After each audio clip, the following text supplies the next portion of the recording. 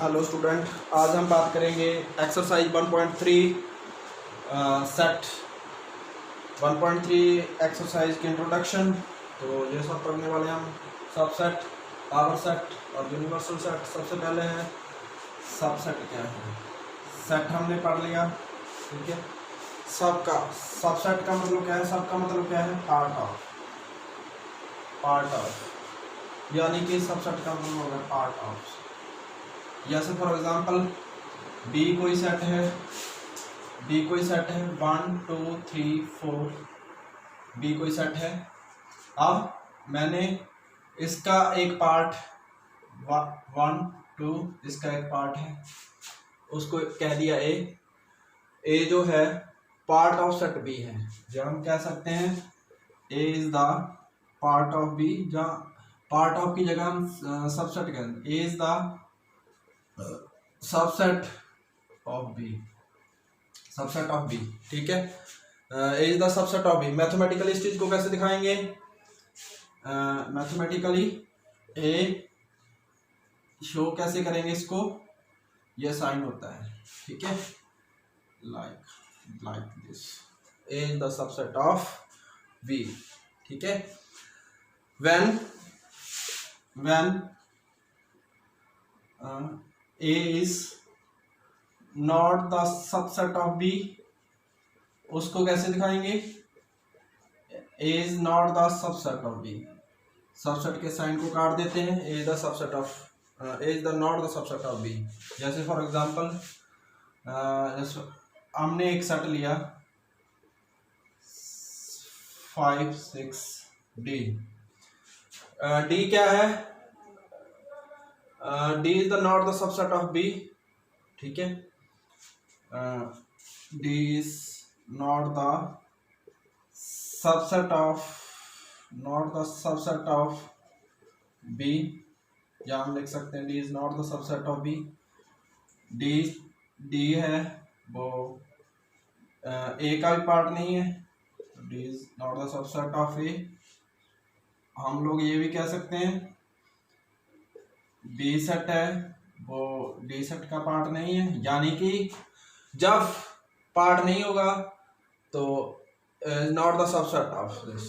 किसी भी दो सेट में सबसेट होने का रिलेशन हो सकता है या नहीं। किसी भी दो सेट में एक या तो दूसरे का पार्ट हो सकता है या नहीं भी हो सकता। जैसे फॉर एग्जांपल एक और केस ले लिया, ई सेट है 1 और 6, तो ई सेट 1 और 6। अब ध्यान से देखो, 1 होने से काम नहीं चलेगा। क्या 1 6 ये पूरा सेट बेसिकली इसका पार्ट है या इसका पार्ट है? नहीं है। इस बेस में हम क्या कहेंगे? इस केस में हम क्या कहेंगे? E is not the subset of B, E is not the subset of A, ठीक है। A is not the subset of D, ठीक है। अब बात समझ में आ रही है ना? यानी कि सबसेट होने के लिए क्या होना पड़ेगा? जितने भी जो एलिमेंट हैं इसके, तो वो सारे उस दूसरे में एलिमेंट होने चाहिए। इसके लिए डेफिनेशन क्या है? When A set is the subset of B, then every element of A will also belongs to set B। यानी कि सबसेट होने के लिए, सबसेट किस केस में है? सिर्फ इस केस के अलावा किसी में भी सबसेट नहीं है, ठीक है। तो पहले केस किया था, सबसेट होने के लिए क्या कहा?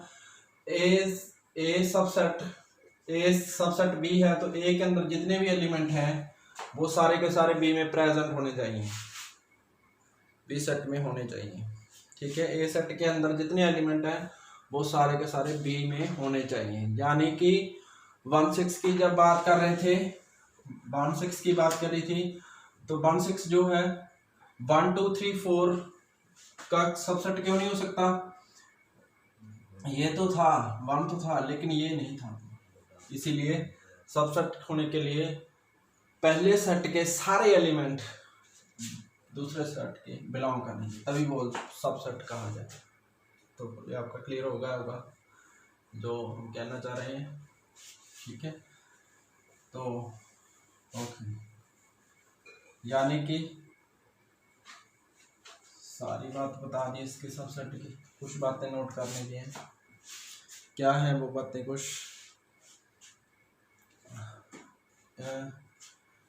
एक एग्जांपल लिख लेते हैं। A is equal to 1 2 3, B is equal to 1 2 3 4, A is the subset of B कह देंगे। read as A is the subset of, read as A is the subset of B, ठीक है। ये किसका साइन होता है? सबसेट का। ये किसका साइन है? सबसेट का, ठीक है। A is the subset of B है। if A belongs to A, A is subset of B, A belongs to A, A definitely B में भी होगा, ठीक है। इसका मीनिंग क्या है कि if A belongs to A है तो A belongs to B में भी होगा, ठीक है। पता चल गया इसका? तो ये आर्गुमेंट आपके सबसेट के मैथमेटिकल स्टडी में काम आएंगे, ठीक है। ओके, चलो कुछ पॉइंट्स लिखते हैं। पहली चीज़ क्या, अगर A B का सबसेट है, B A का सबसेट है, if and only if,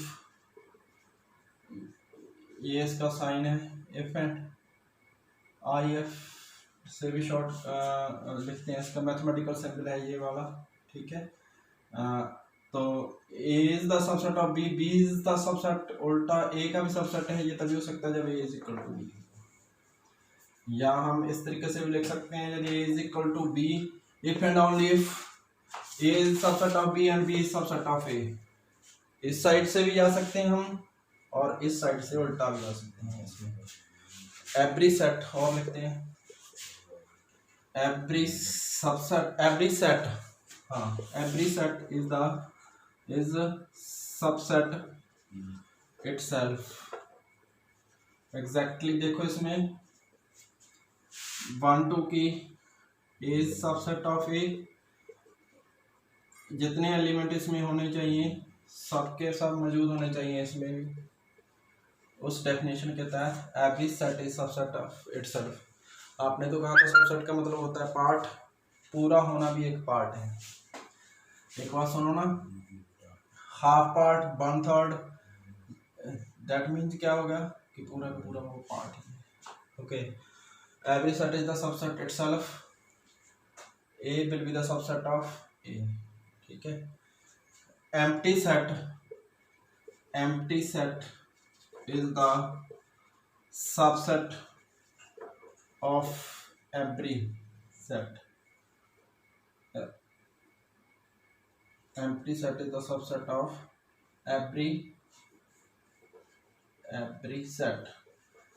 empty set is the subset of any set, the every set। आपके दिमाग में कोई भी सेट लगा लो, ठीक है। हम लगा लेते हैं स्कूल, SCH स्कूल वर्ड के लेटर्स ले लिए।